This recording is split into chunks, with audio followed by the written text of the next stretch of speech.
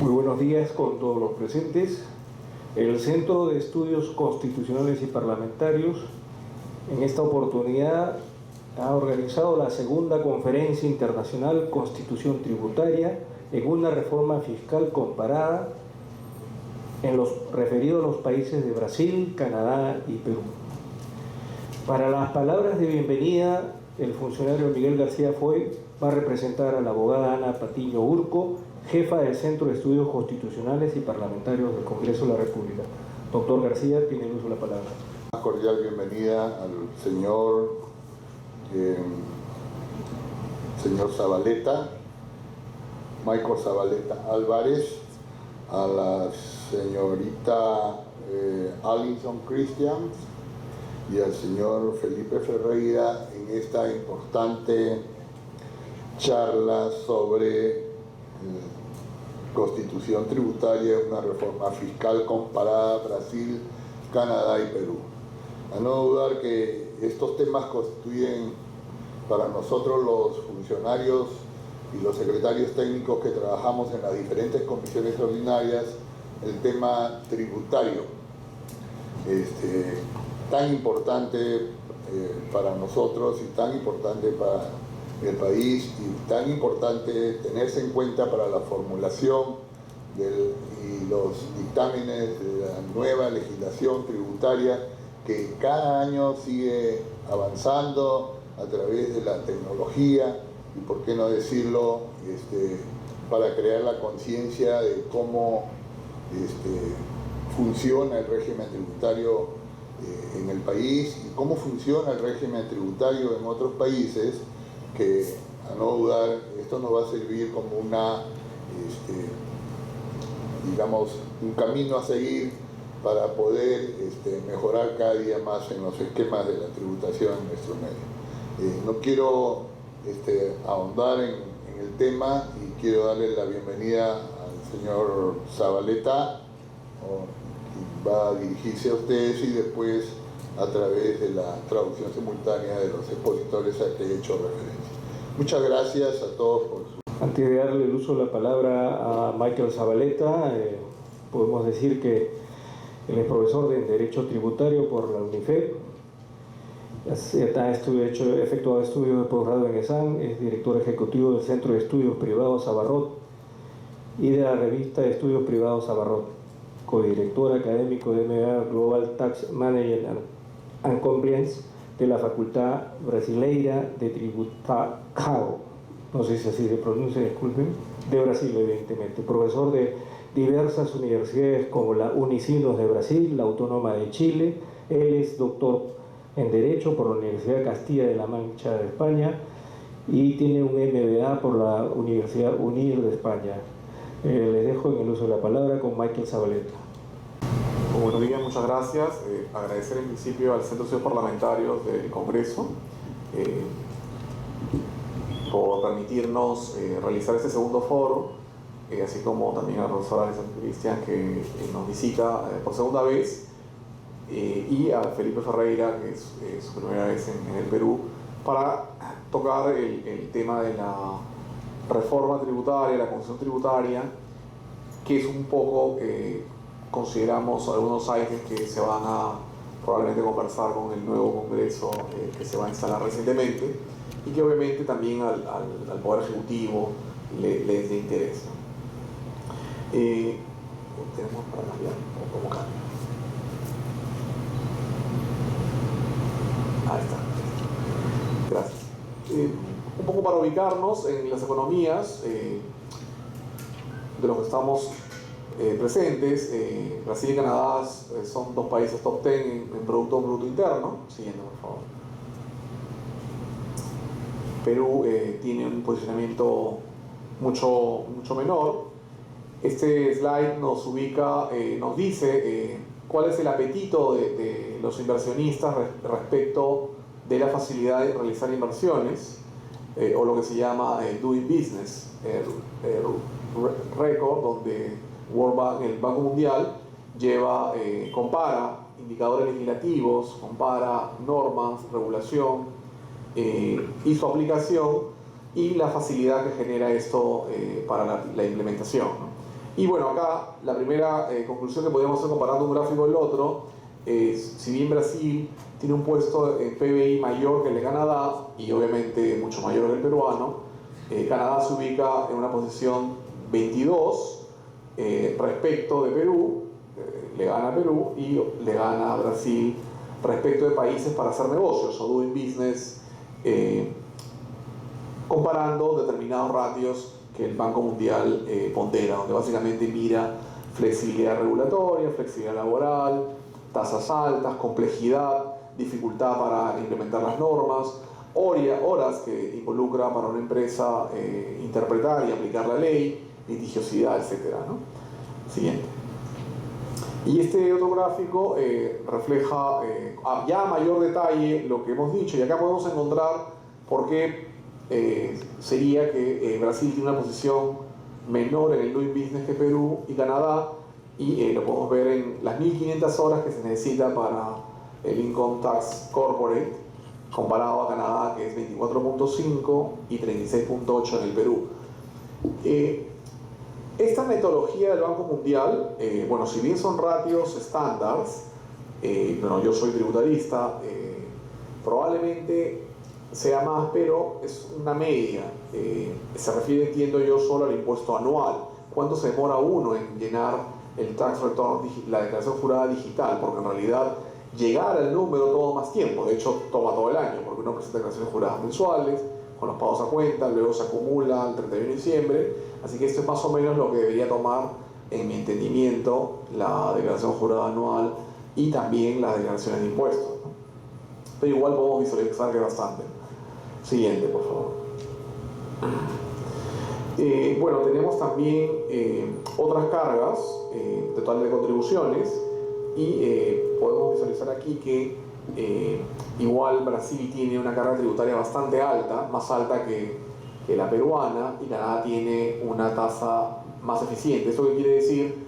Que el return of equity, o sea, la tasa de retorno de la inversión, es mayor si se invierte en Canadá, es ligeramente mayor en Perú, y en Brasil es menor. O sea, por cada dólar que se vende en Brasil, la utilidad a repatriar, en teoría, o la que ganan los accionistas, es menor.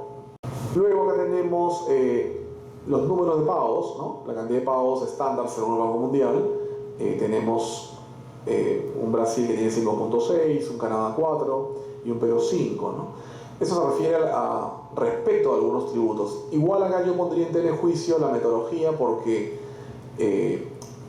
veníamos de un evento previo y por la cual hemos llegado un poco tarde, les disculpo el caso. Escuchaba al profesor Ferreira, en realidad Brasil tiene un mar infinito, casi infinito de tributos, no son 5.6.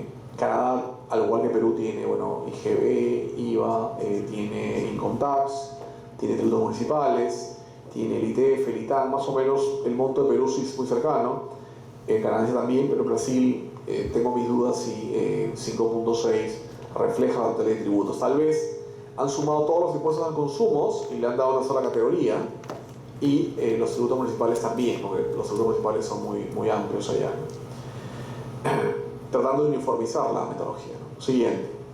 Y acá tenemos otro gráfico también comparativo. Este es un estudio que hicimos conjuntamente la Facultad de Tributación con nosotros y otros, donde se juntaron 5 investigadores peruanos y 5 brasileros, en una publicación que está editada en nuestra revista, que la pueden encontrar online. Y en todas luces lo que se puede visualizar, por ejemplo, en términos de inversión, Perú, que está en el ejemplo en línea gris, y Brasil en línea oscura. Perú ha venido creciendo el nivel de inversiones extranjera, Brasil también, y ambos, obviamente, en términos proporcionales, con una diferencia también abismal. Por otro lado, la tasa de recaudación también. Si miramos el primer gráfico, que se llama Income Tax Brasil y Perú, claro, esto es con data del 2012, podemos ver que Perú tiene una tasa más o menos homogénea, que está entre el 32 al 34, y Brasil tiene una tasa efectiva menor. Esto se debe probablemente a que el mercado brasileño formal es más grande que el formal peruano. El formal es el que contribuye, el que paga tasas, tributos. El Perú tiene una informalidad de 72% y frente a la diferencia formal del 28%, lo que se recauda es menos respecto al civil. Se explica tal vez este gráfico, ¿no? Siguiente, por favor. Siguiente. Siguiente slide, por favor. Sí. Y bueno, en la semana pasada, el viernes, sale esto, Perú, como concepto de marca, que es una división del Ejecutivo que busca promover las inversiones, está haciendo un foro para atraer inversionistas de Canadá, y es por eso que creíamos conveniente mencionarlo. Siempre el sistema tributario termina siendo uno de 3 o 4 factores que ayudan a determinar si un inversionista decide o no invertir. Siguiente. Y obviamente para atraer a inversionistas canadienses es bueno como indicador el pagar tributos. Canadá es obviamente más sencillo contribuir que en el Perú, y esto es un factor que se toma en cuenta. Ahora, los canadienses, cuando vienen al Perú, normalmente son exportadores, vienen como empresas mineras, vienen empresas de mercado de capitales, y también tienen otros rubros vinculados a la tecnología, pero esencialmente su GDP tiene ese grosor respecto de intangibles, ¿no? A diferencia de Perú, que solo tenemos o somos un país exportador minero y de commodities. Cada vez ha ido creciendo la exportación de medicina. Tenemos fábricas nacionales que exportan medicina a la región o algunos otros productos, pero esto es menor.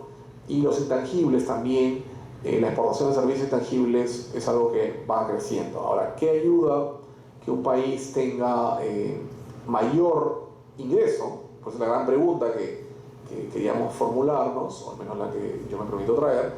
Esencialmente, desde mi perspectiva, es generar que el inversionista peruano que sale al exterior se quede con una mayor renta, y esa mayor renta va a producirse si la carga laboral no es muy alta, si la flexibilidad laboral es tal y no se vuelve rígida, lo cual ahorra sobrecostos, y también si la facilidad de repatriar dinero existe, ¿no? Por ejemplo, en Venezuela no hay facilidad de repatriar, no hay posibilidad tampoco de libre cambio monetario, entonces no hay inversionistas en Venezuela por esa razón, más bien se escapan, salvo que sea una industria, por ejemplo, Digital Service, que busca crear una fábrica en alguna ciudad de Venezuela para ahorrar en mano de obra, porque la mano de obra comparada con el resto de la región es mucho más barata la venezolana, al margen de que la carga tributaria sea mayor.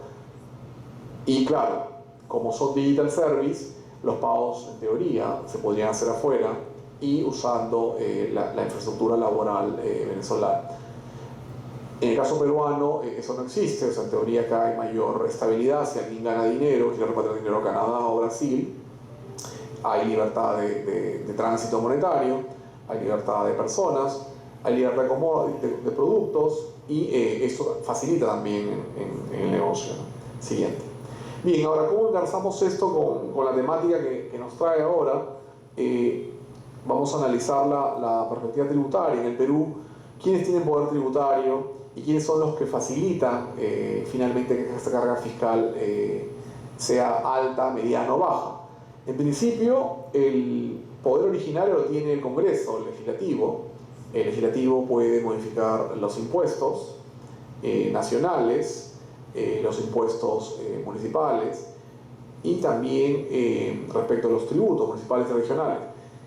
El Ejecutivo, solo por ley autoritativa, puede crear también, tener vía esta facultad delegada, esta posibilidad de crear tributos, sea a nivel de impuestos nacionales o tasas y contribuciones.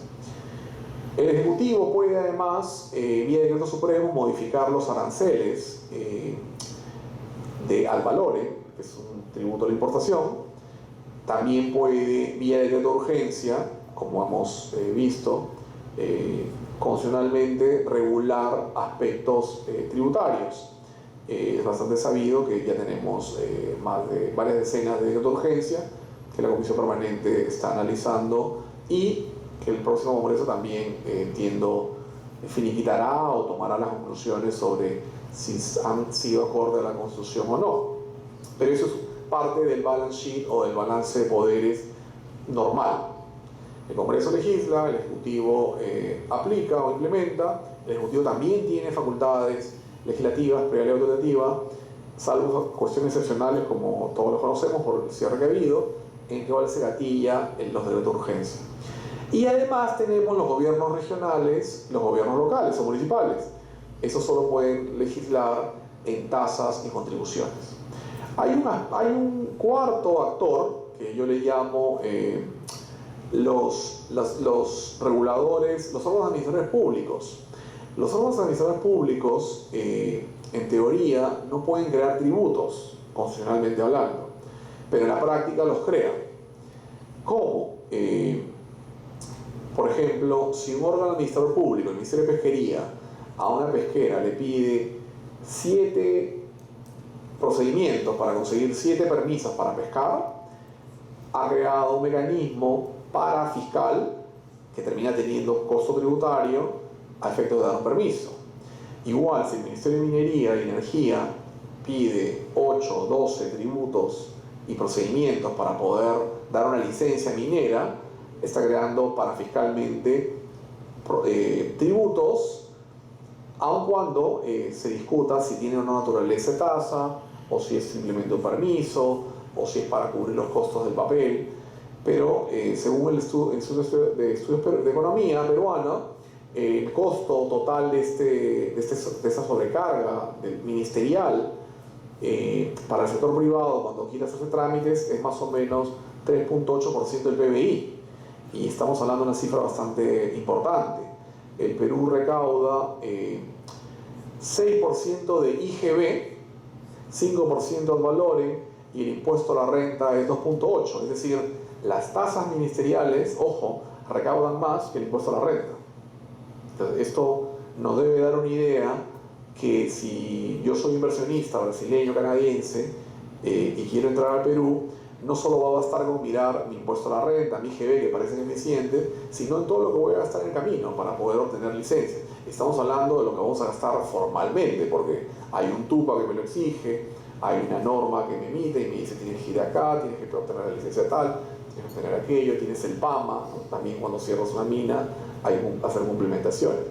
Y eso solo hablando de permisos, porque luego cuando te lo dan hay que seguir invirtiendo en tasas para que los reguladores auditen o para que cierren. Si es que todo marcha bien, no pasa nada. Si hay algún problema ambiental, algún problema de algún tipo, obviamente también los órganos públicos tienen la facultad de cobrar multas y además de cobrar mecanismos de retención o medidas cautelares respecto a lo que está dañado, ¿no? Entonces, para un inversionista, hoy el tablero de riesgos económicos es bastante alto, y es bueno ponderar y conocer y tener en cuenta que cuando alguien viene a invertir en Perú, y a la inversa, cuando un peruano sabe invertir en el exterior, tiene que hacerlo dentro de lo orden constitucional, busca ganar dinero y tiene que contribuir con ese país. Y es bueno, por eso agradecemos al Centro de Estudios Constitucionales y Parlamentarios del Congreso, es bueno que funcionarios como ustedes, que son del Congreso, se preocupen por esta dinámica, porque la tasa promedio, la tasa efectiva de tributos en general, de sobrecostos, es un criterio, un parámetro importante para las empresas a la hora que deciden invertir en el Perú, o a la inversa, a la hora que los peruanos salen a decidir invertir afuera. Un ejemplo muy sencillo, Chile, ¿no? Hasta antes del chilenazo, Chile nos ganaba en casi todos los indicadores de país como atractivo de inversiones. Hoy en día, ¿qué creen que ocurre? Hoy en día a nadie se le ocurriría abrir una empresa en Chile, ahorita como las cosas como están, ¿no? El mercado global, cuando mira América Latina, habla hispana, esencialmente mira Perú, Colombia y México. Bueno, no estoy hablando de Brasil porque es otra realidad. Brasil, por tamaño, siempre es atractivo, si uno fabrica perfumes, es empresa belga, y se va a colocar en Brasil, logra pagar todos los tributos, tienes 200 millones de potenciales usuarios y no importa que tributes 40, 50% de Central, la ganancia igual termina siendo bastante material, ¿no? Pero el caso peruano es distinto, ¿no? Perú es un mercado pequeño, entonces acá sí hay que tener mucho cuidado con las tasas que se puedan crear legalmente. Entonces, todo esto que nosotros podemos llamar ordenamiento institucional ayuda o coadyuva a decidir a las empresas a establecer impuestos. Siguiente. Ahora, hay un tema que quería traer, poner sobre la mesa para no quitar mucho tiempo a los ponentes principales, es el ejercicio. Siguiente, por favor. El poder tributario, la otra. El poder tributario es este que está en el artículo 64. Sin embargo, en los últimos 12 años, desde que salió el ITF, el Impuesto a las Transacciones Financieras, recordarán, se creó este impuesto para supuestamente combatir la informalidad tributaria, promover la bancarización, y salió un leading case en el Tribunal Constitucional que dijo que el tributo no solo tiene fines recaudatorios, el tributo puede tener también fines extrafiscales. ¿Ok? Y esta extrafiscalidad puede justificar y fundamentar que un tributo no sea necesariamente, al no tener un peso fiscal o recaudatorio, puede tener la finalidad que se quiera. Entonces, ¿cuál es el problema de este concepto constitucional que ha sido avalado por el Tribunal Constitucional, que abre la puerta para toda una serie de tributos que el detentador del poder tributario se le ocurra crear? Lo único que necesitaría es un buen fundamento, porque ojo, el tributo ya no se tendría como fin recaudar, sino un fin extrafiscal. Vamos a poner algunos ejemplos. Recuerdan que cuando llegó el presidente Vizcarra, su primer tributo, ¿recuerdan cuál fue? Se le dio el consumo de la gasolina, se le dio el consumo al alcohol y al cigarro, ¿verdad? ¿Y cuál fue la finalidad que explicitó? Lo dijo públicamente, tenía días. Dijo que la gasolina, para poder promover el uso que la gente use bicicleta, y lo dijo así, ¿no? Uso de mecanismos distintos a vehículos, el del alcohol para que la gente cuide su salud y el cigarro también. Pero miren qué pasó. Cuando analizamos caso por caso, claro, ese es, digamos, entiendo, él no es técnico, el resumen que le dieron, pero ¿qué es lo que pasó en el mercado?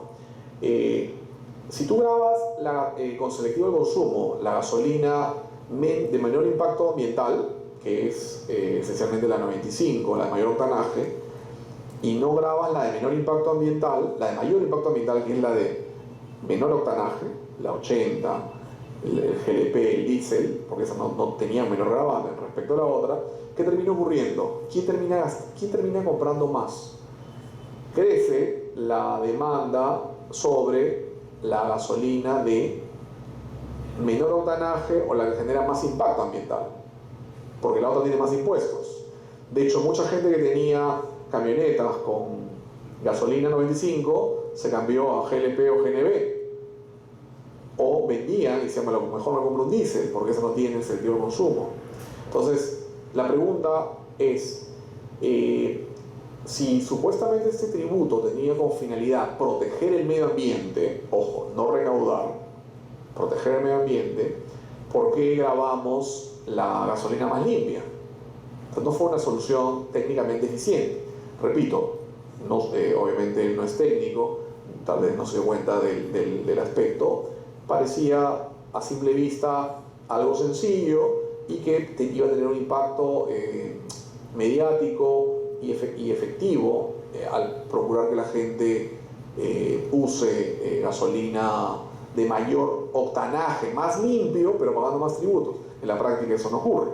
La consecuencia es que el sector de consumo al final nunca terminó de subir, porque la gente automáticamente empezó a usar otros mecanismos.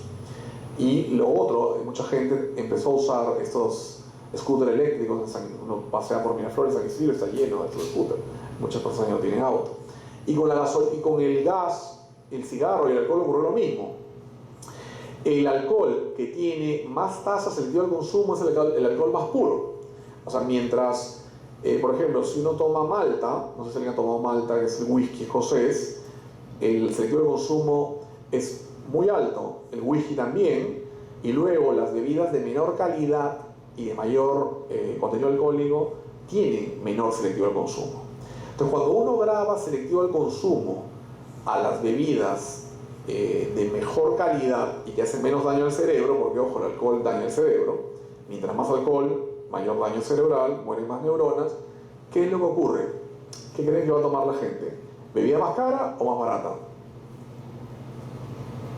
Más barata, ¿verdad? Entonces esta norma, que en teoría debería buscar, ahora pasamos a una pregunta, que en teoría debería buscar que se consuma menos en general, porque nuestra idea no estamos promoviendo que se consuma con más alcohol o menos, al final lo que termina influyendo, y hay un estudio sobre ello, es la generación del consumo de bebidas con mayor peligrosidad para los seres humanos.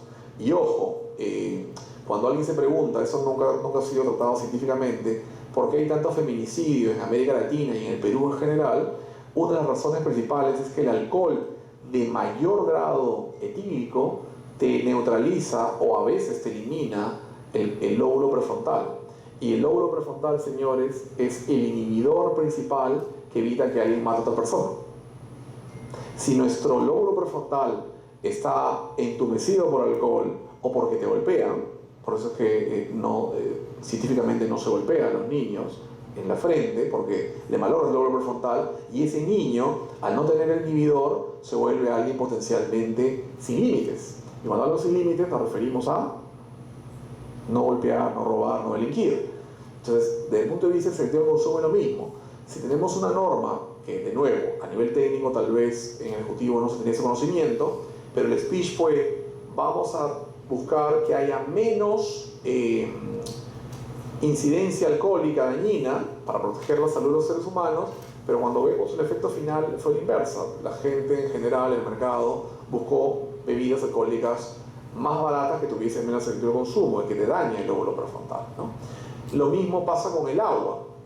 Las bebidas de agua, con gas o sin gas, se grabaron apenas entró el presidente, y automáticamente el debate que se puso, se dijo no, queremos evitar la diabetes, pero tiene un gasto alto en diabetes, y la gente toma mucha gaseosa.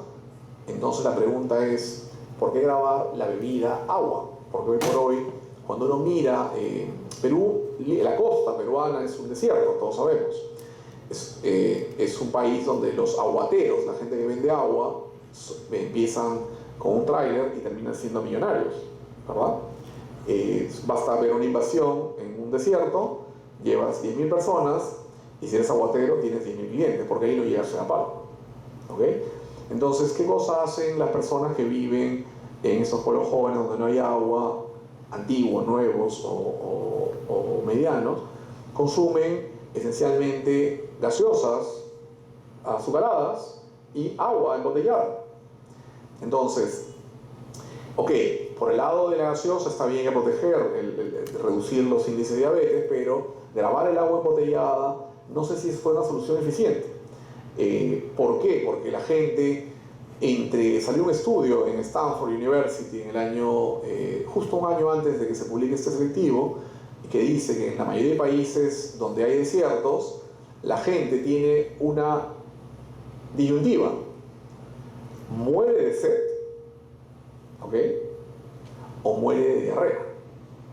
Uno de dos: o muere de sed o muere de diarrea. Entonces, y es por esa la razón que dice, ok, bueno, tomaré agua, el agua que haya.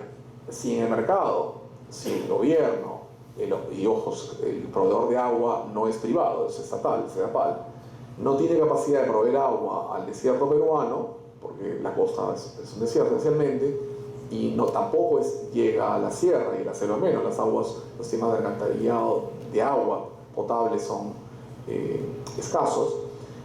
Si el gobierno promueve legislativamente sistemas tributarios que graban las alternativas privadas de venta de agua o busca desincentivarlas, grabando los incentivos de consumo, al final lo que terminas haciendo es que la gente ante menos recursos dice, bueno, tomaré agua de caño.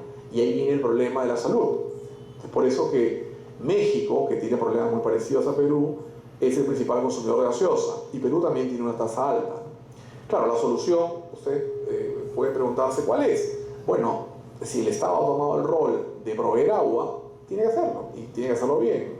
Hay que aplicar lo que hace Israel. En Israel es un desierto y han creado mecanismos de que el mar se convierta en agua potable. Lo mismo tiene que hacerse a Palma. Grabando o no grabando con selectivo de consumo a las bebidas de agua, yo creería que no, porque quien afecta es a la gente de a pie, ¿no? La gente que tiene mayores recursos no necesariamente toma agua embotellada, toma agua filtrada, trae sus piedras. Ahora venden han visto esas aguas filtradas con piedras del Monte Fuji, ¿no? O te venden inclusive, ahora lo conectas a la cañería en el baño y te ponen una máquina de filtro con filtros suizos que te valen 1.800 soles y te dura un año. Cambias el filtro, estás hablando de 900 soles al año y tomas agua directo del caño, ¿no? Eso es el mercado de personas con capacidad adquisitiva alta, pero la gente de capacidad adquisitiva mediana y baja no es así. Ellos toman agua donde hay. Si no hay agua, te vas a enfrentar a un selectivo de consumo que te va a agravar. Bien, bueno, no voy a extenderme más. En realidad lo único que quería era centrar el tema. Ahora voy a permitir el uso de la palabra. Había una pregunta, disculpa, no, o si quieres la dejamos para el final. Sí, dejamos para el final la pregunta en todo caso. Y muchas gracias a todos por su paciencia.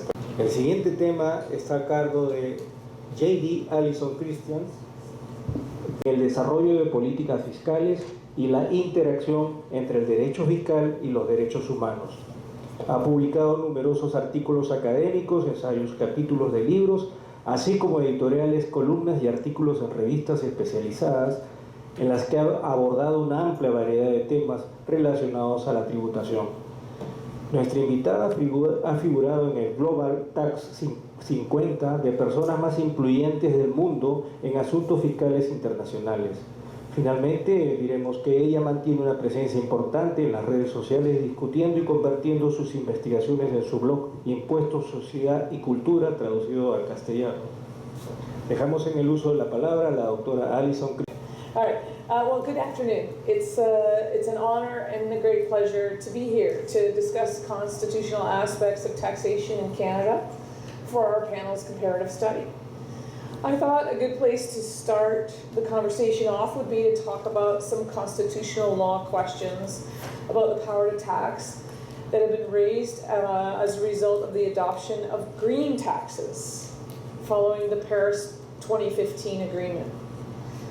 As you may know, Canada is a federal system, like Brazil, with powers constitutionally shared among the national government and those of the provinces and territories. Sometimes power is clearly shared, clearly allocated to one or the other, but sometimes they overlap.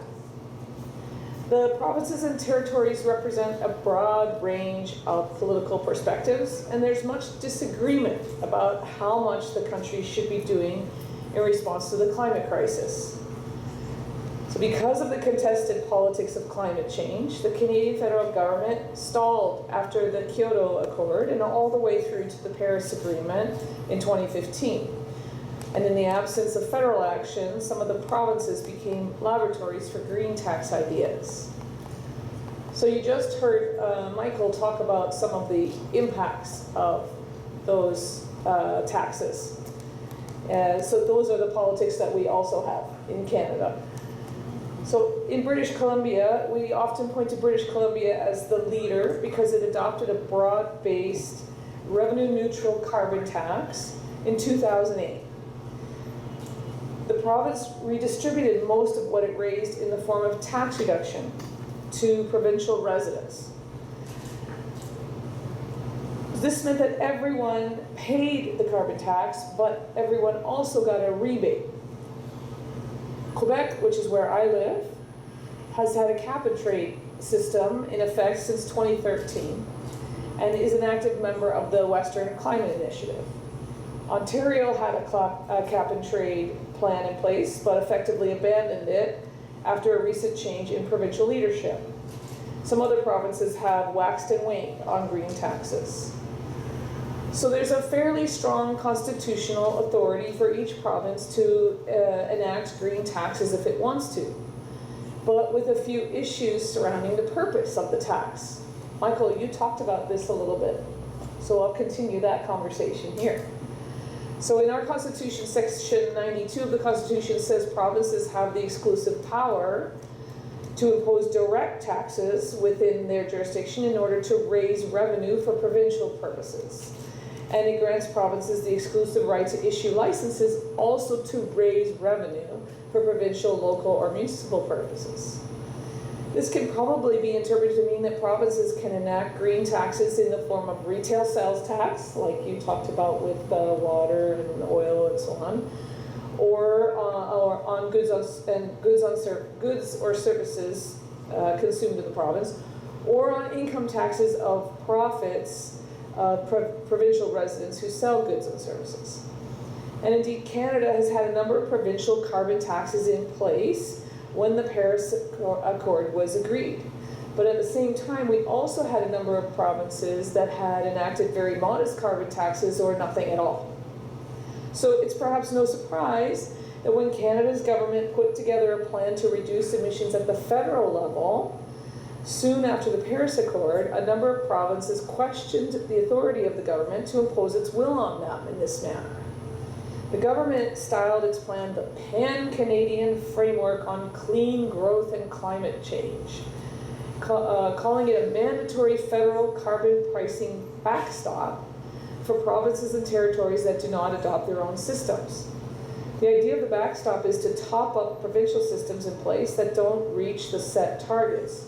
So for provinces that already had a carbon tax in place, the federal plan had no impact. But for provinces with inadequate or no plans in place, the framework imposes taxes and set carbon emissions limits. This set Canada up for a constitutional battle over the power to tax, since it's not actually clear whether the carbon framework is in fact a tax or an environmental regulation. In fact, it's both. Canada's constitution does not explicitly state which level of government has the power to tax or otherwise regulate emissions. Case law says the power is shared, and the constitutionality of any given law is to be tested as an issue of validity, applicability, and operability. So validity and applicability seem to be at play in recent developments, while operability is also important, but perhaps less contested at the moment. So let's start with validity. Validity just means that the legislative act is validly enacted. For the federal government, the main grant of taxing power is found in Section 91, which states that Parliament has exclusive authority to raise money by any mode or system of tax. This has been described as prima facie, plenary, and absolute, even though other provisions seem to limit the power in various ways. But even so, a federal carbon tax might raise some constitutional questions if its principal purpose is not to raise money, just as Michael suggested. After all, a successful carbon tax is meant to eliminate behavior, certain behavior, and if it's successful, it will disappear as a revenue stream. The Supreme Court has described the issue of this purpose as one of colorability. A law may say that it intends to do one thing and actually do something else. Well, we well know that almost any form of tax impacts behavior. Canada, like all other countries, regularly uses its tax system to achieve social and cultural goals other than raising revenue. So this colorability language does not seem likely to stop the government from imposing a carbon tax. But since colorability is a doctrine in Canada, a court could theoretically determine that a given tax was not a tax at all and was instead a disguised effort to regulate. In that case, the government might need to find another grant of power to support its authority to impose green taxes at the federal level. To do that, the government would probably turn to a broader constitutional power, namely the power to regulate whenever doing so is necessary to achieve peace, order, and good government. We call that power the POGG, or the POG power. The Supreme Court identified this POG power as a valid authorization for federal legislation aimed at regulating ocean pollution in a case called RV Revenue versus Crown Zellerbach. The court said that POG, Peace, Order, and Good Government, justified the federal government's exercise of power because the matter at issue was one of national concern. So regulating at the subnational level would not make sense. That ruling suggests that the Pan-Canadian framework would in all likelihood withstand constitutional challenge under a POG analysis. But between the tax and the POG power, I would say the constitutional power of the federal government is so broad that there's virtually no way a court would stop a federal green tax regime. Well, at least I would have said that confidently until just last week. Just a couple of days before I got on the plane to come to beautiful Lima, the Alberta Provincial Court ruled that the federal carbon plan is in fact an unwarranted and unprincipled intrusion into provincial jurisdiction. Of course, the federal government disagrees, so this matter will be heading to the Supreme Court. Does Alberta have a principled basis for its argument? Alberta's court seems to focus its attention on a different doctrine than validity, namely the doctrine of applicability, which is also referred to as interjurisdictional immunity. This doctrine determines whether a matter falls under exclusive federal or provincial jurisdiction, notwithstanding the validity of each to regulate in general. So the Supreme Court says the immunity doctrine protects the exclusivity of certain powers from interference by the other level of government. This doctrine would protect provinces from federal intrusion or vice versa. So in 2007 case of Canadian Western Bank versus Alberta, the Supreme Court considered federal immunity and said it would prevent provinces from regulating only if the provincial legislation impairs, rather than merely affecting, vital or essential parts of a federal undertaking. That case ran in Alberta's favor, allowing the province to regulate. But now that Alberta is heading back to the Supreme Court to argue the opposite, it will be interesting to see what arguments unfold. Based on my reading of the broad tax and POG powers, I think the Alberta court has got this pretty wrong. But the case is valuable to us as a nation because it opens up a public debate about the constitutional power to tax. As a scholar of tax, I'm grateful whenever the issues I think about every day become of interest to the finest minds of the country. And of course, by the finest minds, I mean the constitutional experts, you.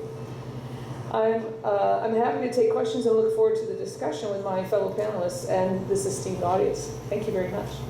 Señores, es un honor venir a hablar con usted que trabajan con la materia constitucional tributaria en este país, y gracias a Michael y el Congreso por la invitación para participar de este panel con la profesora Alison y el profesor Michael.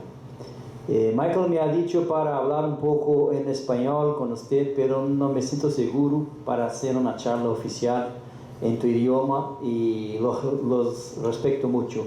Así que hay una traducción y prometo que voy a hablar un poco despacio para que ustedes puedan entender mi portugués. Bien, el tema agora é constitucional tributário.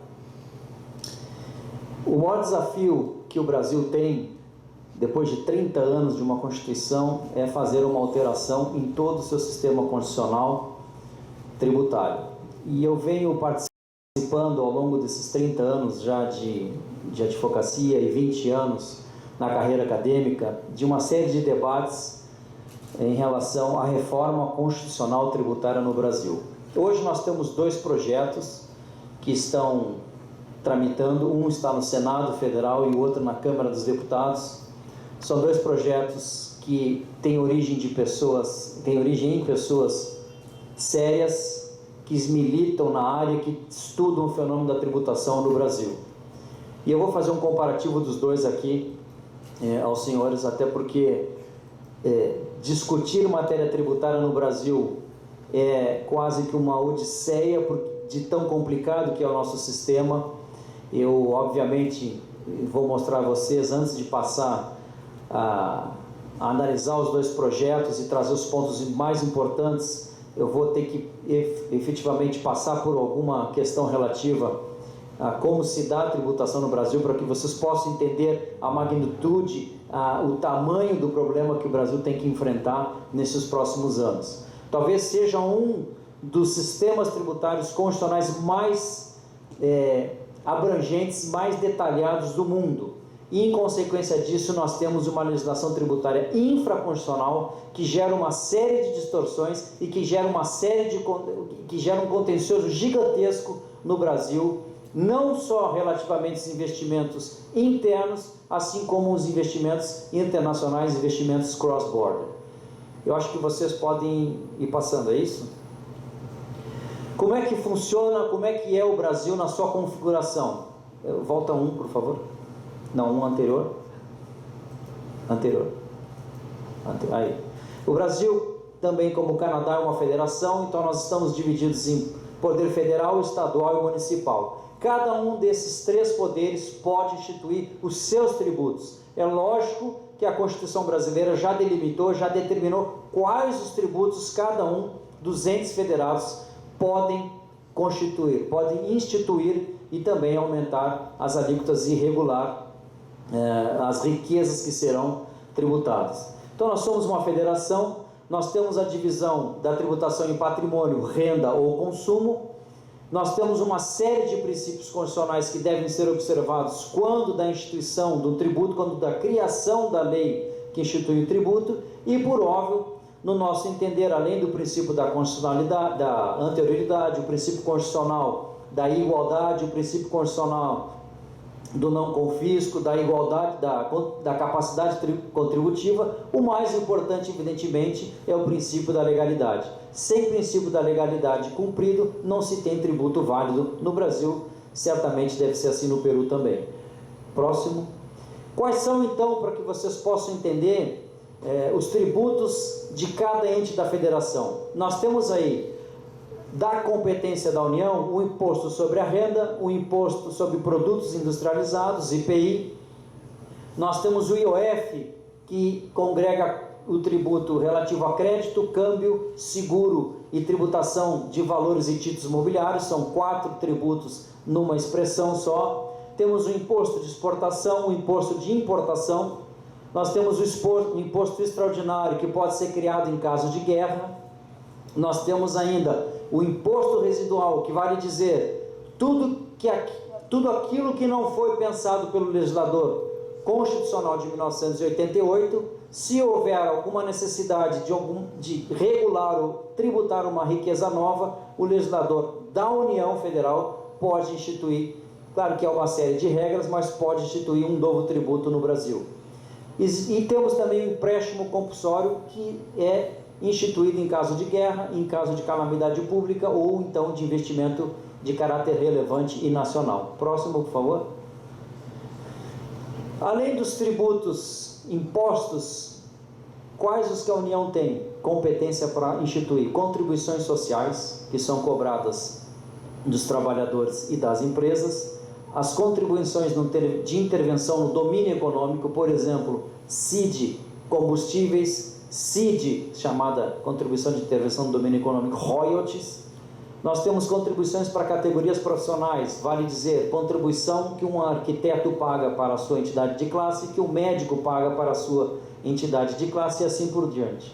Contribuição previdenciária que a própria União institui sobre os seus empregados. A contribuição social sobre o lucro líquido, e é aqui que dá problema nos tratados internacionais, porque é um tributo muito similar com o imposto sobre a renda, e aí algumas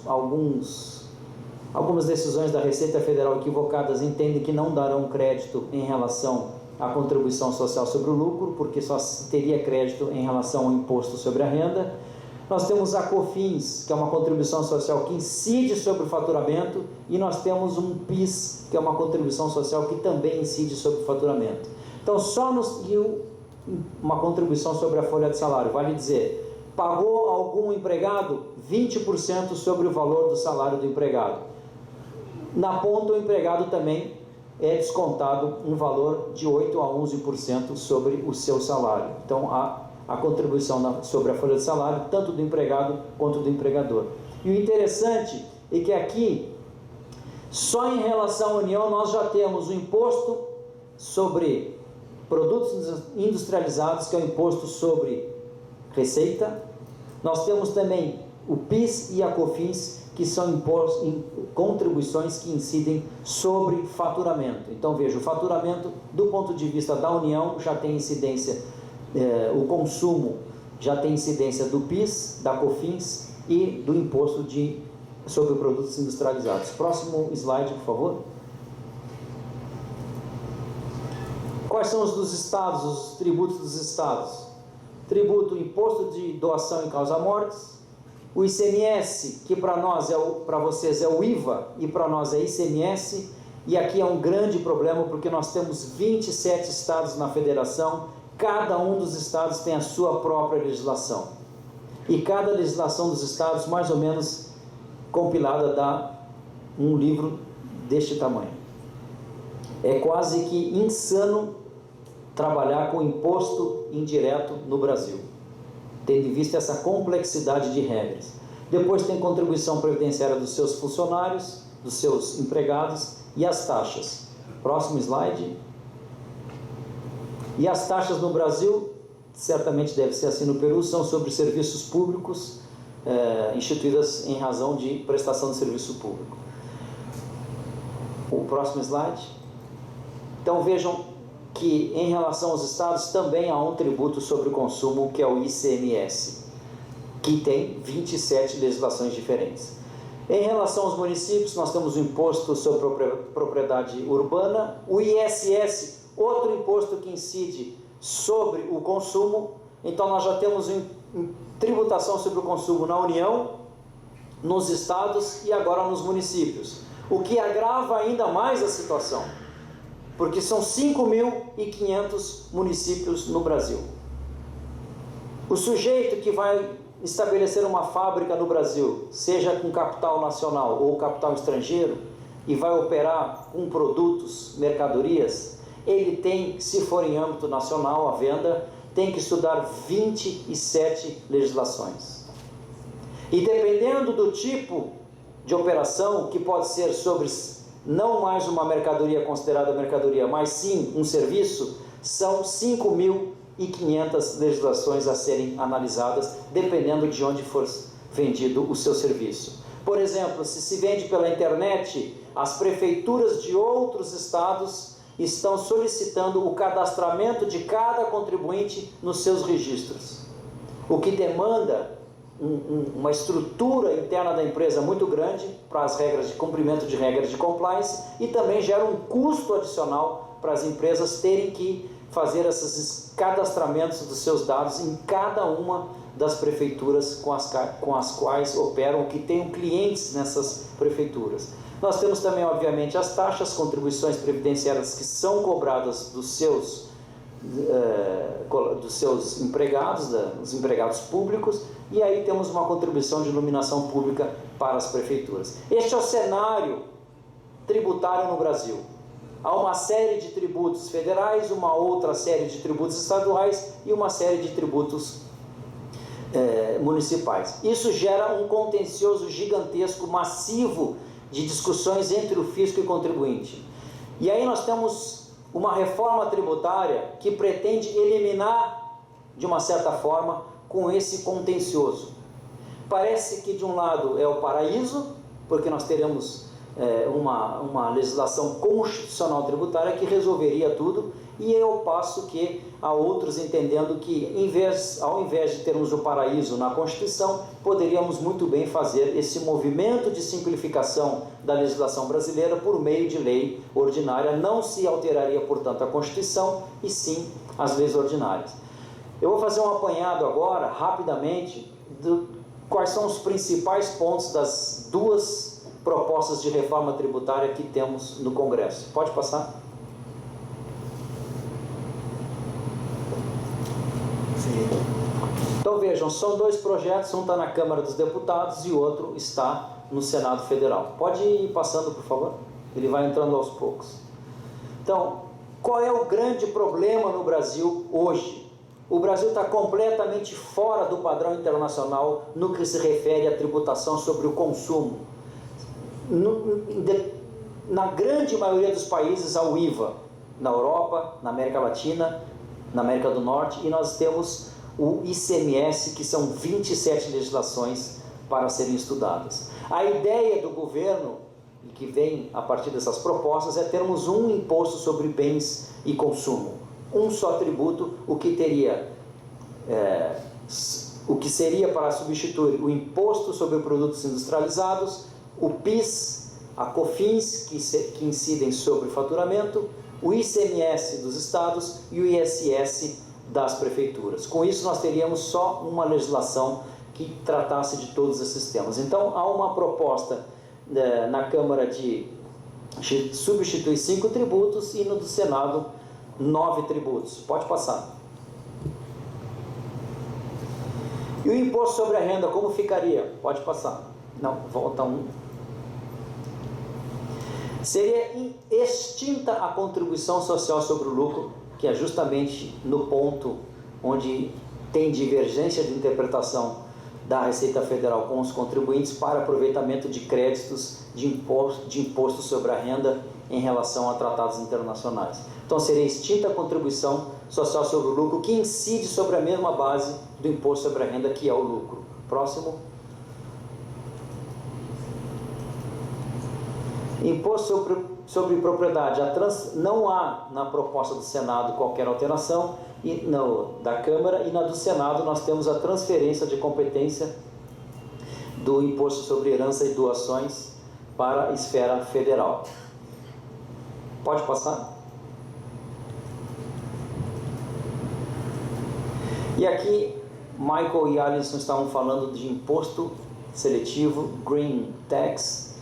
Nós não temos um Green Tax no Brasil, e ultimamente o que se tem ouvido na mídia, especialmente nos jornais, é que o ministro da Fazenda, Paulo Guedes, pretende a instituição do chamado Sin Tax, imposto sobre o pecado, o que na verdade nós já temos no Brasil, que é a possibilidade de graduar a alíquota do imposto sobre produtos industrializados federal e do ICMS, que é estadual, dependendo da essencialidade do produto. Portanto, bebida alcoólica é a alíquota mais gravosa, e itens de necessidade pessoal são alíquotas menores, alimento tem alíquota menor. O que é interessante é que no Brasil nós temos uma alíquota de ICMS para energia elétrica, que é um bem essencial, de 25% para a energia elétrica. Parece um completo paradoxo.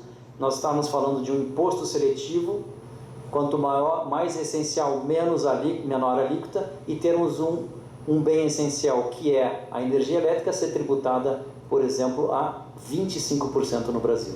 Mas então nós já temos um imposto seletivo no Brasil, que é o IPI e o ICMS, e eles estariam dentro dessa alteração, que seria esse imposto IBS, o imposto federal. Pode passar? Qual é o grande problema no Brasil que se tem enfrentado em relação às duas propostas? Quanto tempo de adaptação o contribuinte teria para poder cumprir com a nova legislação constitucional tributária? São dois projetos distintos. No primeiro da Câmara, a ideia é que haja uma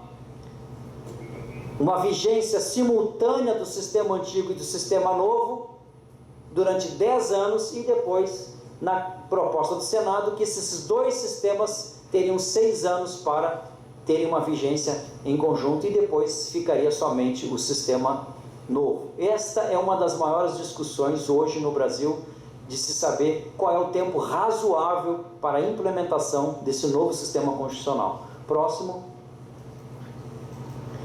De quem seria então a competência, segundo os dois projetos, para criação do imposto e regulamentação? Na proposta da Câmara seria a União e na proposta do Senado seria o Estado.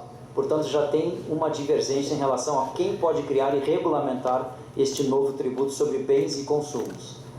E consumo. Pode passar? A regulamentação seria por lei nacional, tanto para instituição pela União como pelos Estados, mas a lei seria nacional, o que equivale a dizer que vale para todo o território nacional. Uma lei só, no lugar de 27 leis ou no lugar de 5.531 leis, o que tornaria o sistema muito mais racional do ponto de vista do imposto sobre o consumo. Pode passar? Qual é o grande problema no Brasil que gerou uma guerra fiscal brutal no nosso país, interna? Nós sabemos que tem a guerra fiscal internacional, que é a erosão das bases tributárias, mas no Brasil se gerou uma guerra fiscal gigantesca entre os estados e gigantesca entre os municípios. Nós tínhamos municípios dando alíquota, dando isenção ou reduzindo a alíquota zero para trazer os investimentos para os seus municípios e da mesma forma estados reduzindo a alíquota do ICMS para a atração de investimentos. Isso de uma certa forma acaba, não haverá mais a possibilidade dos estados e dos municípios darem incentivos fiscais.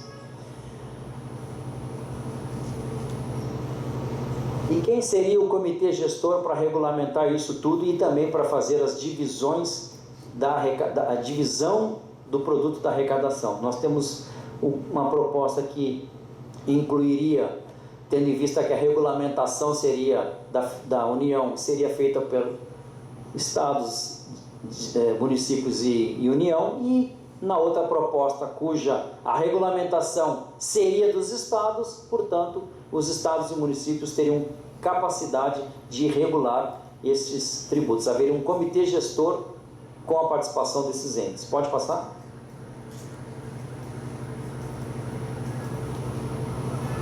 E aí, só para vocês, eu não quero entrar em detalhes muito técnicos, as alíquotas que nós temos hoje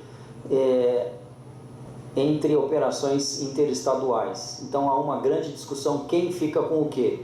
Vale dizer, eu tributo na origem ou tributo no destino? Grande parte da indústria brasileira hoje, ela está em cidades grandes, como São Paulo, estados que têm poder aquisitivo muito grande. Mas o consumo está em outros estados. Então a teoria hoje que está por trás disso é fazer com que seja tributado no destino o IBS, que é o Imposto sobre Bens e Serviços. Pode passar? E aí nós temos um grande desafio, nós temos uma economia digital que já nasce digital e nós temos uma economia tradicional que vem sendo digitalizada aos poucos. Qual é a característica, quais são as características dessa economia digital? Tem um caráter intangível, não se toca mais muitas vezes em determinado bem. Eu não sei se isso é um bem, se é uma mercadoria ou se é um serviço. Este é o grande problema. Nós temos multiplataforma, eu posso estar presente na televisão, posso vender pela internet, posso vender pelo celular, posso vender em lojas físicas. Eu tenho uma mobilidade de ativos muito grande.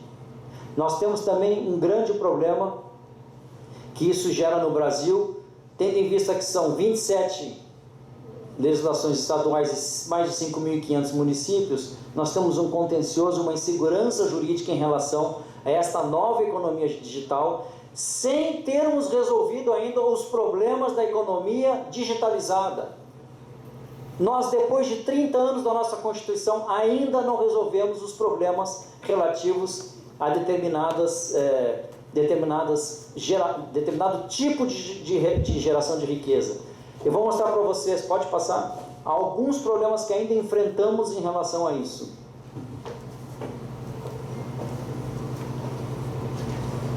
Pode passar? Pode passar mais um?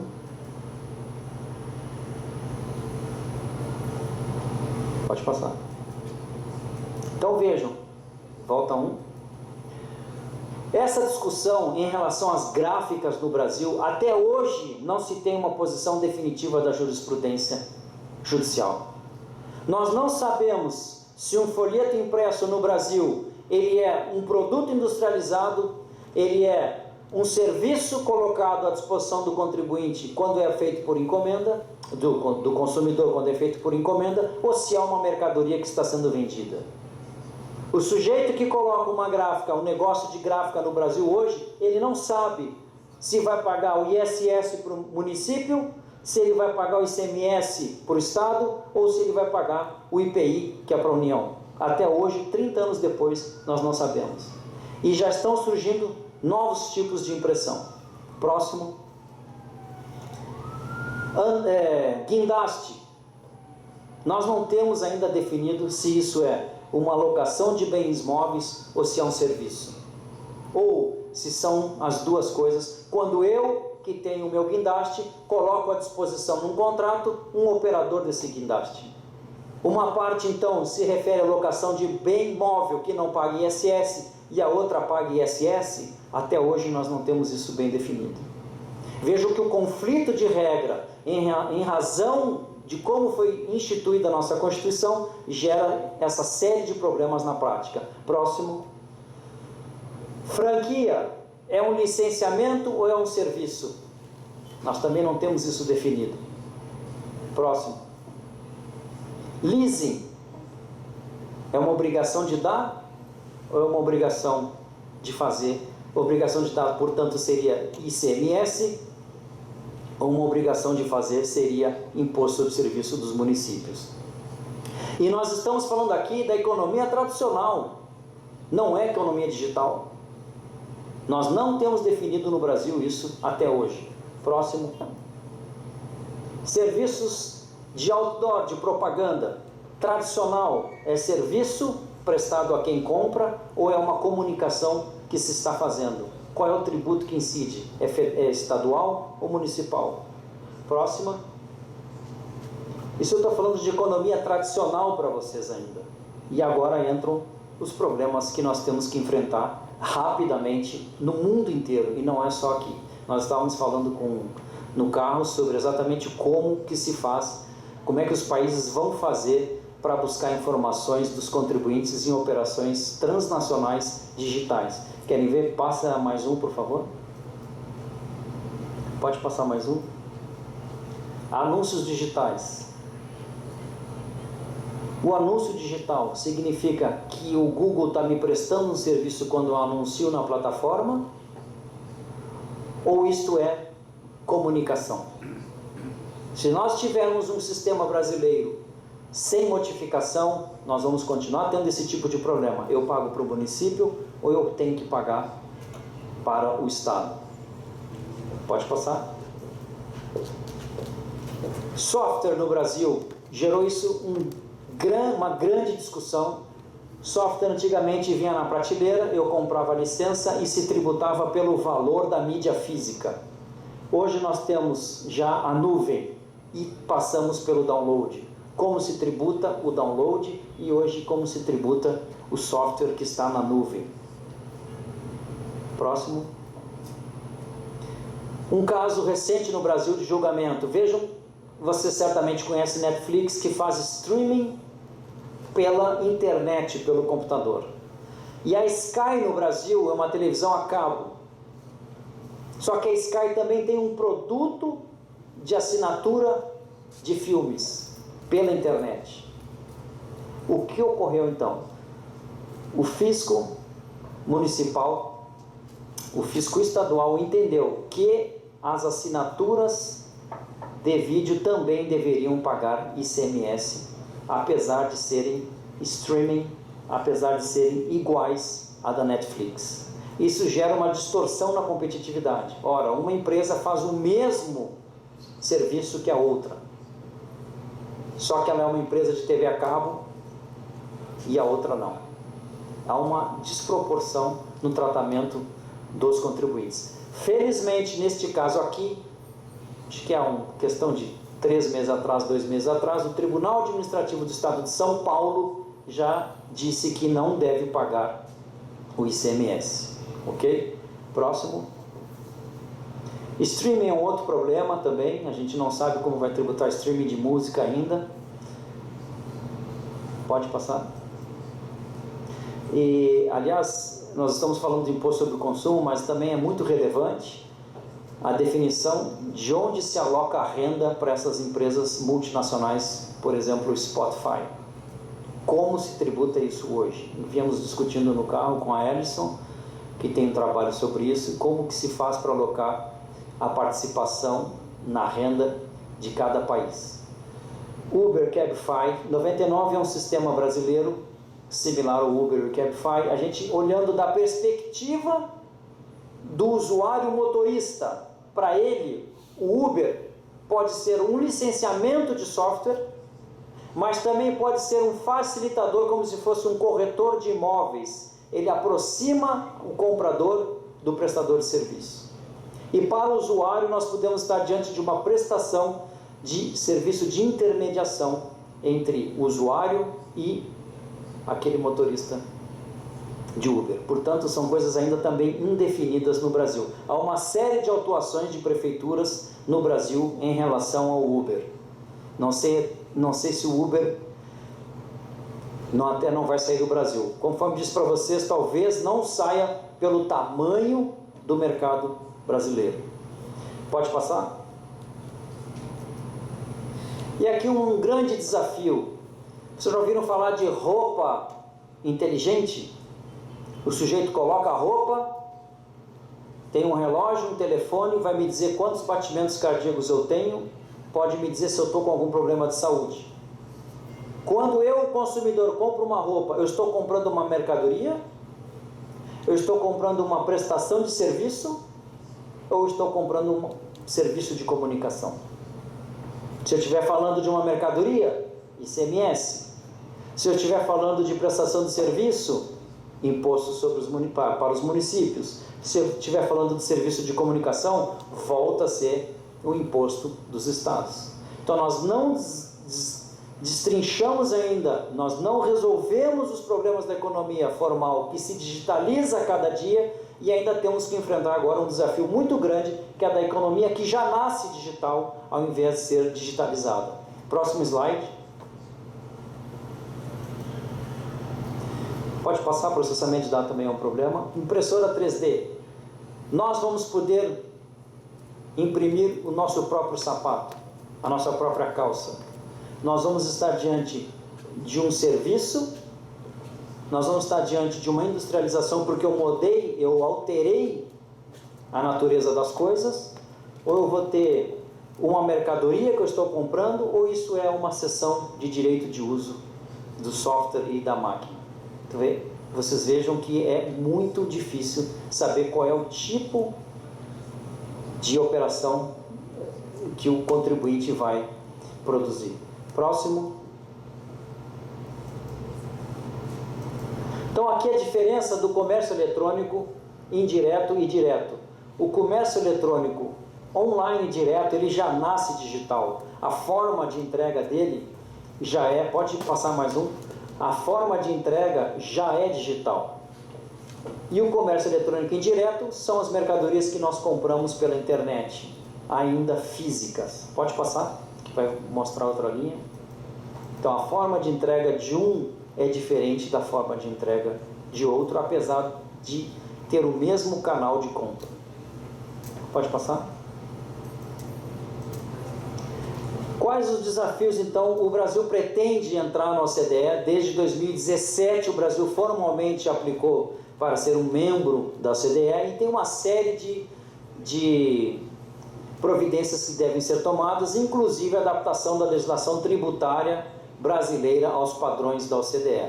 Então, portanto, nós temos um desafio gigantesco no Brasil para nos adaptarmos à legislação tributária, para adaptarmos a nossa legislação aos padrões internacionais, e desde 1996 nós já temos implementado algumas regras infraconstitucionais que já indicam ou já seguem o caminho das regras propostas pela OCDE. Portanto, nós já temos regra princípio da universalidade da tributação no Brasil, nós temos regras de preço de transferência no Brasil, que devem ser alteradas num espaço de tempo curto, em razão da regra brasileira de preço de transferência ser totalmente diferente das regras internacionais. Nós temos aí alíquotas majoradas para a saída de alíquotas majoradas de imposto sobre a renda para a saída de dinheiro do país, e nós temos também duas listas chamada Blacklist e Greylist de paraísos fiscais. Então nós temos uma lista de paraísos fiscais, são países que tributam a renda abaixo de 17%, que não fornecem as informações bancárias e societárias dos contribuintes, e nós temos de um outro lado os regimes fiscais privilegiados, que são sempre aplicados para preços de transferência. Pode passar? E qual é o cenário no Brasil hoje? Então, o Brasil precisa se adaptar às regras da OCDE para que possa efetivamente ser um membro, e para isso uma série de providências já têm sido tomadas. Mas o grande problema do Brasil hoje é o estoque da dívida, como cobrar dos contribuintes, e se nós temos contribuintes no Brasil, direito a invocar o sigilo fiscal frente ao fisco.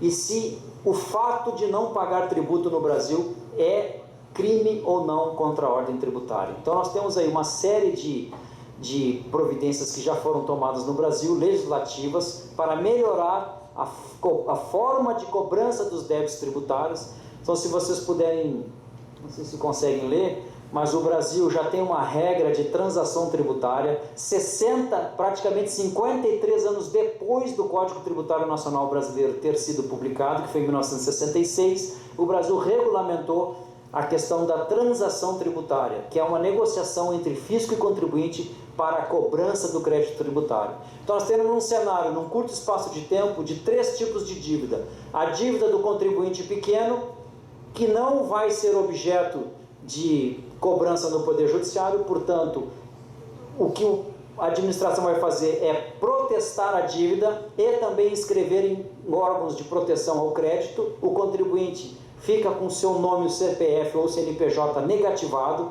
qualquer financiamento, qualquer empréstimo, ele tem negado no mercado. É uma forma de forçar com que o contribuinte pague a sua dívida tributária. Nós temos um outro grupo de contribuintes que devem valores muito grandes, expressivos, e que têm possibilidade de pagar, portanto têm garantia, são empresas que têm possibilidade de quitar o crédito tributário, e esses serão demandados na Justiça. Há inclusive no Brasil a criação de um órgão pela Procuradoria da Fazenda Nacional, que vai averiguar há uma equipe especializada para averiguar quais são as fraudes fiscais estruturadas no Brasil, que são os grandes problemas, as grandes empresas que geram grandes problemas. E nós temos, ao longo destes 4 anos pelos quais o Brasil passou dificuldade, que foi a crise que nós tivemos em 4 anos, desde 2016 a 2018, 2019, nós tivemos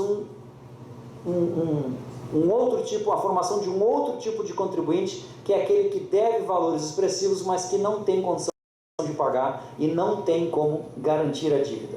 Para esses, o governo federal criou o Instituto da Transação Tributária. Nós temos muitas empresas hoje no Brasil que estão em processo de recuperação judicial. Não sei se como bankruptcy, como se diz, mas... Quebra. Em processo de reestruturação de quebra no Brasil, e que estão aderindo a esse projeto de transação tributária.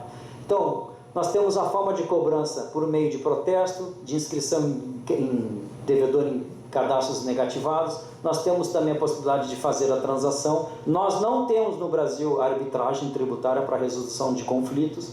Nós temos hoje uma informatização muito grande da nossa economia, e todos os arquivos eles são transferidos ao fisco automaticamente quando da emissão de uma nota fiscal. O fisco tem online toda a tributação da pessoa física e da pessoa jurídica. E cada vez mais o Brasil desenvolve ferramentas eletrônicas para controle, não só dos contribuintes, mas não só da riqueza dos contribuintes, da parte tributária, mas também o controle de contas correntes no Brasil. Então nós temos 3 sistemas: o T-Rex, que é um computador que a Receita desenvolveu com a IBM, que faz o cruzamento de dados que são transmitidos pelos contribuintes. Os contribuintes são obrigados especialmente as pessoas jurídicas, a transmitir online as informações para o fisco, as declarações e toda a escrituração fiscal para o fisco. Nós temos um sistema que está sendo desenvolvido, se chama ARPIA, que vai cruzar todos os entes da federação, os 27 estados, a União e os 5.500 municípios no Brasil. Todas as informações vão estar num banco de dados só. Pulou um, e nós temos um sistema também de monitoramento de todas as contas no Brasil do Banco Central. Qual é o estoque então da dívida brasileira, para que vocês tenham noção do tamanho do problema em dinheiro, economicamente falando, só na esfera federal? Nós temos um estoque de dívida de 2 trilhões de reais para serem recuperados no Brasil. Pode passar o slide. Pode passar. E vejam o que chama atenção. A dívida no Brasil, de quem é? 1%, que são 28 mil devedores, representa 62% da dívida no Brasil federal. Os outros 99, que são 4 milhões de contribuintes inscritos em dívida ativa da União, representam 38% da dívida federal. Como que se resolve isso? Não houve outro jeito. O Brasil teve que, depois de 53 anos do Código Tributário Nacional, o Brasil teve que regulamentar a transação tributária. É inviável hoje no Brasil se cobrar dívida ativa se não houver a transação tributária. Para que vocês possam ter uma ideia, no Brasil, não sei se diz aqui, como é que se diz execução fiscal? Não, execução fiscal no Poder Judiciário. Processo de quê? Um processo de execução, é isso? No Brasil, um processo de execução da dívida tributária custa R$21 mil mínimo. Então não faz sentido para contribuintes que representam 4 milhões de contribuintes a Fazenda cobrar por meio de execução fiscal. Portanto, ela inscreve o débito em dívida ativa, cadastra nos órgãos de proteção ao crédito e protesta a dívida. Isso tem trazido mais arrecadação para os entes da federação. E eu acho que tem mais um slide para terminar. Tem mais um? Quais são os grandes problemas aqui no Brasil hoje para os contribuintes? Primeiro, é saber se eu não recolher o tributo, se eu incorro em crime contra a ordem tributária e por isso posso ser preso.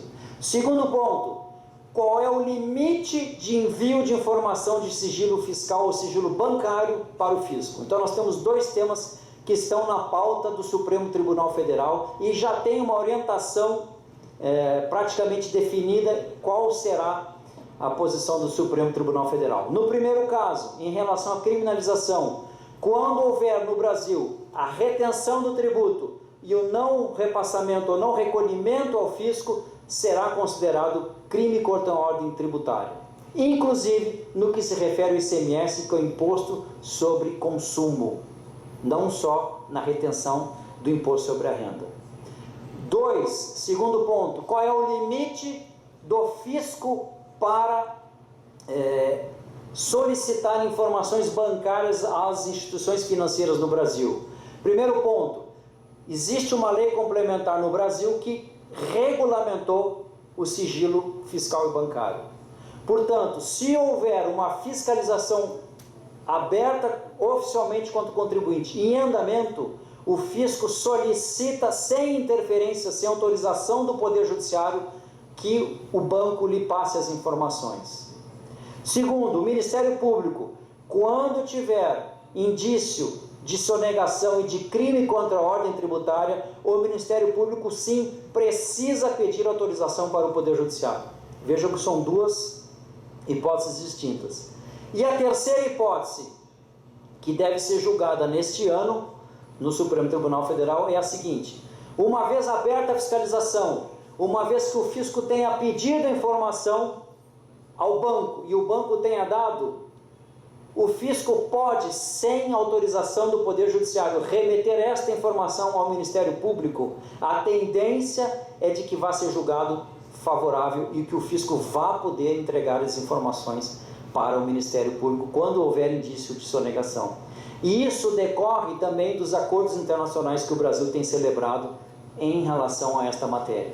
Então, cada vez mais, os países, especialmente aqueles que procuram ou fazem, ou têm a intenção de aderir ao CDE, fazem esse movimento de troca de informações. O Brasil tem uma série de tratados já assinado com outros países para a troca de informações dos contribuintes. Então, cada vez mais, no nosso cenário, independentemente de qualquer alteração legislativa no âmbito constitucional, nós temos um cenário confuso, caótico, que leva a uma perda de arrecadação, leva a um custo tributário muito maior para o contribuinte e, da mesma forma, já é um cenário no qual o contribuinte está 24 horas sendo monitorado eletronicamente pela Fazenda Federal, especialmente, e em pouco tempo pelos municípios e estados, e além disso, com base nesse banco de dados gigantesco que a Receita Federal tem, ela pode circular isso entre os outros entes da federação, bem como outros entes internacionais. Então, o contribuinte cada vez menos tem brecha para fazer planejamentos tributários mal feitos. Aquele que faz um planejamento ainda tributário bem feito, com base em estudos, comparados em estudos da legislação, ainda consegue pagar menos ou ter uma carga tributária reduzida. Desculpe o tempo, mas é que explicar o sistema tributário brasileiro, que nós levamos um semestre inteiro numa faculdade, em 40 minutos parece até uma tarefa quase que impossível. Obrigado pela paciência, obrigado pelo convite e foi um prazer ter estado aqui com vocês. Muito obrigado. Buenas tardes con todos. Gracias por la disertación que han tenido. Muy obrigado, señor Ferreira. Thank you, Lee. Entonces, mi pregunta va directamente para el señor Zabaleta. Tenía un tema quizás no compartía su idea en cuanto a lo que era el tema de los tributos para fiscales. Porque de alguna forma el selectivo busca o se busca con la norma incentivar o desincentivar algún tipo de conducta del usuario. En este caso, si yo doy un selectivo al consumo, busco quizá que se reduzca el consumo del alcohol, más no de que se genere un consumo, por así decirlo, de otro producto. O sea, lo que yo busco es de alguna forma desincentivar el consumo. Esa es para mí la definición de parafiscalidad para el caso del selectivo. Y quizá una pregunta para todos los ponentes es: ¿cómo ven el caso de Perú en cuanto a la entrada a la OECD en el aspecto tributario? Porque yo estaba revisando el tema del análisis del impacto regulatorio para el caso de la promulgación de leyes y todo esto, pero no veía que se refieran mucho al tema tributario. O sea, veían el tema de evaluar costo-beneficio de una ley y todo, pero no hay nada sobre cómo se debe definir, como les digo, el tema tributario en ese marco. Gracias. Respecto a la tributación en periodos de interregno parlamentario, aquí le llamamos interregno parlamentario cuando el Congreso es disuelto por el Poder Ejecutivo en base a unas causales que no viene a la sazón comentar en este momento.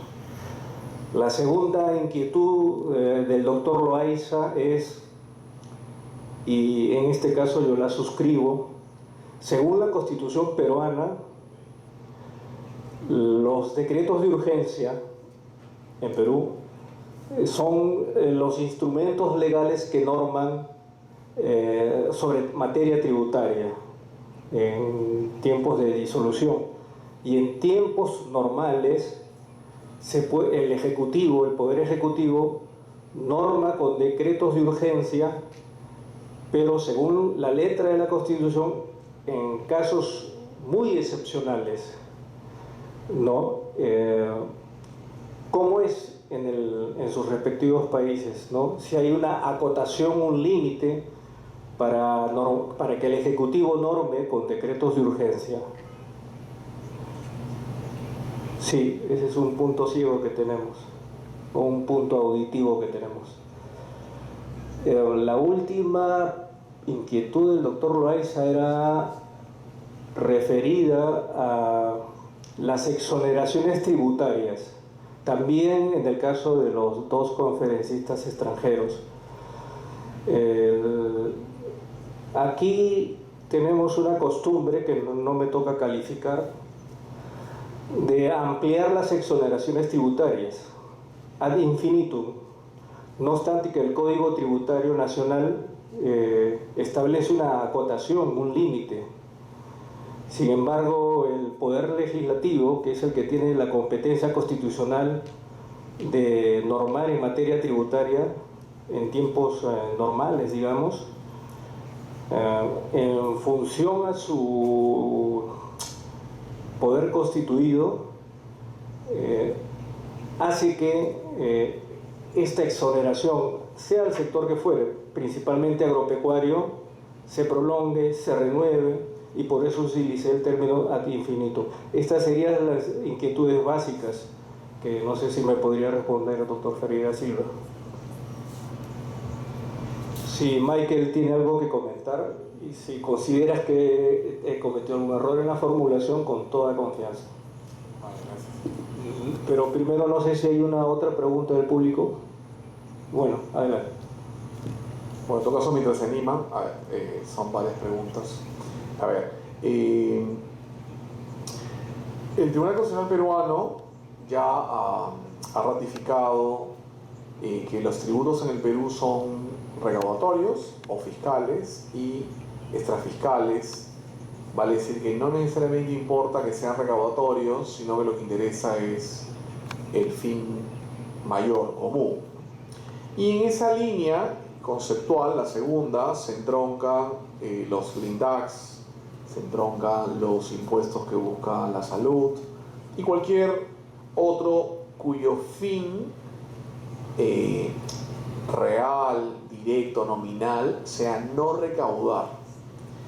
Lo que acontece es lo siguiente, nuestro selectivo al consumo, por eso hacía la mención, como está diseñado, en realidad termina siendo un anti-green tax, porque grava más con selectivo al consumo lo que hace menos daño y grava menos lo que hace más daño. Si en realidad el selectivo al consumo fuese un verdadero green tax, tendría que ser el inverso. Entonces, los combustibles más baratos, que son los que más daño hacen al medio ambiente, deberían pagar más selectivo al consumo, y los combustibles que hacen menos daño y mayor octanaje deberían pagar menos. Y con las bebidas alcohólicas lo mismo. El yonque, por decirlo de alguna manera, no quiero chocar con nadie que tenga la costumbre, tradición de tomarlo, es la bebida alcohólica de mayor daño al cerebro de una persona. Y si la toman adolescentes, las probabilidades de daño irreparable son permanentes. Pero el yonque, si no revisa la tabla de sentido del consumo, no está grabado, porque en teoría ni siquiera debería ser objeto de comercio. Antes que acontezca el daño, hay medidas en el mundo que te permiten paliar esos problemas. Por ejemplo, el Green Trust le llaman, ¿no? Eso en su momento, recuerdo, en el año, el segundo gobierno de Alan García, recuerdo, estuvimos en la sesión de bancos y yo propuse ese Green Tax, donde le decíamos al MEF de ese entonces que debería permitirse que si una minera, como la minera tiene el siguiente problema, viene el señor A, B y C, los dos son directivos de la Junta Minera Z, y dice, mira, yo quiero una carretera, colegio, casas, negocios, y eso cuesta, pues, no sé, $100 millones, pero me lo vas a dar a mí y a mis dos amigos, porque es lo que pide. Entonces, claro, la minera se los da, o busca obras por impuestos, pero si el municipio no te ayuda, no puede hacer la obra por impuesto. La tercera solución, ¿cuál es? El problema de dárselo a un individuo, a una junta directiva, por más que tenga representación legal, está en que ellos normalmente, lo que ha ocurrido, es que se fugan, ¿verdad? Por eso es que vemos muchos ex directivos de juntas comuneras, multimillonarios fugados o en la cárcel. Entonces, ¿cuál es la tercera solución? Se lo das a un fiduciario, trustee, que no necesariamente tiene que ser un banco, alguien que esté dedicado a eso, en el mundo de muchos, que administran fortunas más grandes que el tamaño de varios países, y tú le dices, mira, esto tiene como finalidad crear carreteras, colegios, casas para esa comunidad y además para el medio ambiente, ¿no? Es lo que se llama el Green Trust. ¿Qué se necesitaba? Que cuando la minera daba el dinero o el terreno, no haya impuesto a la renta a la hora de constituir el fideicomiso. Segundo, si el fideicomiso realizaba una actividad, tampoco la pregunta era quién pagaba. Bueno, la comunidad está exenta de impuestos. Entonces el MEF dijo no. Entonces vas a crear un mecanismo de elusión. Eso fue lo que pensaba el MEF en su momento. Y la zona también. No hay ningún mecanismo de ilusión. Lo que yo quiero es entregar dinero, pero yo no voy a pagar impuestos por entregar una tierra o un dinero que no me corresponde. Hasta ahí la minera tiene razón. Segundo, si el trust administra 50, 100 millones de dólares, lo que fuese, y obviamente genera una renta, no tienes por qué imputarle a la minera, porque ese dinero no le pertenece a la minera. Ni el capital, ni la plusvalía. Le va a pertenecer a la comunidad. Entonces, si la comunidad constitucionalmente tiene inmunidad, hay que ser consecuentes con eso. O en todo caso, aplicarle un impuesto, pero a la comunidad, vía trust. Ya es un tema de política fiscal constitucional. Un paso más atrás, ¿no? Y con eso no voy a alterar, no quiero poner los pies sobre el tema comunitario. ¿Qué pasa? Una de las razones, en mi opinión, por la cual no hay hub en Perú, a diferencia de Colombia, Canadá, Australia y Chile, es que en esos países no existe el concepto de derecho comunitario. Comunitario indígena, nativo o campesino, como ustedes saben, ¿no? Entonces, como sabemos, en el Perú, la Constitución dice que las comunidades tienen inmunidad constitucional, pero tienen inmunidad legal y judicial. Ellos tienen un esquema legal distinto. Entonces, si el secretario, el tesorero, el director, el presidente, no sé cómo le llaman la comunidad, decide casarse con una chica de 12 años, en el derecho comunitario nativo no es delito. Pero si eso ocurre en Lima, en Trujillo, ¿es delito? Es delito, no te puedes casar con una chica de 12 años, pero en la comunidad no. Yo sé que hay todo un debate sobre la necesidad de preservar las comunidades, pero eso es parte del problema también. O sea, creo que mantenemos instituciones que mal que bien están sirviendo a muchas personas para hacer cosas que ya no se hacen en el mundo, ¿no? Y tampoco creo... yo soy respetuoso de las costumbres, pero creo que llevar esa costumbre a nivel constitucional y legal te genera más atraso, y eso finalmente le permite al comunero sentirse empoderado, creer que puede hacer lo que quiera. Creo que eso es más grave, solucionar esos temas para efectos de que Perú sea un hub minero. Creo que es más importante que sobregravar la minería, porque la minería paga bastante tiempo. Si uno mira lo que pagaba Barrick, las grandes mineras, Yanacocha, en 2009, 2010, la facturación era miles de millones de soles, pero sus impuestos también eran miles de millones, tanto en renta como en IVA, y esa recaudación era más importante del país. Las grandes obras que se han hecho, que se han pagado, han sido en gran parte por esa recaudación. Lo que pasa es que es un mito, volviendo al tema de las redes sociales y prensa. Invito a que de repente haya una especie de análisis. Uno puede entrar a la Superintendencia de Mercado de Valores y sacar la tasa efectiva de impuestos, compara su utilidad entre impuesto a la renta y la utilidad laboral, y les aseguro que va a salir más del 30%, salvo que la mina esté en cierre, que es otra historia, porque ya no vende. Pero en general, la recaudación minera es bastante importante y ha hecho lo que Perú sea lo que hoy en día es, tomando en cuenta los últimos 30 años. Entonces, por eso es que creo que no deberíamos pensar en crear más tributos. Lo que deberíamos hacer es buscar cómo solucionar otros problemas que se quieren solucionar creando más tributos, ¿no? Porque al final, si le ponemos más tributos, ese dinero no va a ir al dañado ecológicamente, no va a ir se va a dejar para otras cosas, ¿no? Muchas gracias. todos los participantes y quiero en nombre del Congreso de la República hacer un reconocimiento a los presentes